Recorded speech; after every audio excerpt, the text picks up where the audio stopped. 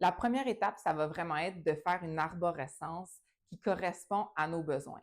Donc, d'aller catégoriser l'ensemble de nos espaces de travail pour être certain que tout le monde s'y retrouve facilement.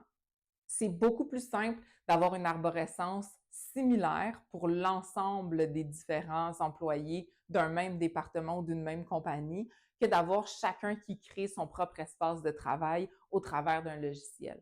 Parce que lorsqu'on va avoir besoin d'aller faire des mesures plus larges du flux de travail pour cibler les périodes de débordement, pour cibler les blocages, on va devoir aller souvent conjointement prendre des tableaux de plusieurs espaces de travail ou de plusieurs personnes différentes pour être capable de faire ce genre de mesures-là. Qu'il faut faire donc le plus simple possible. Parce que trop, c'est comme pas assez.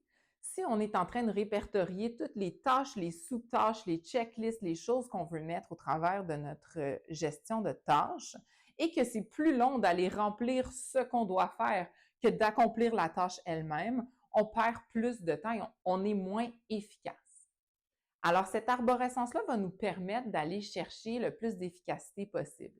Habituellement, la gestion de tâches, le plus simple, c'est d'avoir l'ensemble des choses qu'on doit faire selon une échéance. L'autre, très simple, c'est par progression de travail. On a le backlog, donc toutes les choses qui sont à faire, qui sont inscrites, qui n'ont pas été débutées. Et ensuite, on a une progression possible. Cette progression-là doit être assez simple pour ne pas avoir d'oubli lorsqu'on doit modifier le statut de notre tâche. Donc, le plus simple, évidemment, c'est n'est pas commencé, entamé, terminé. On peut avoir n'est pas commencé, en progrès, bloqué, terminé, ou on peut avoir vraiment une progression spécifique à notre entreprise, des étapes de progression par lesquelles on passe. On doit aussi faire attention dans cette arborescence-là à la conformité puis aux réglementations. Donc, est-ce qu'on doit catégoriser selon certaines choses qu'on est obligé de faire pour s'assurer qu'on passe par cette étape-là au moment où on fait notre tâche. Donc, si on a certaines réglementations qui sont importantes à ne pas oublier pour l'ensemble de toutes nos tâches, on pourrait avoir une catégorisation là, spécifique à ça.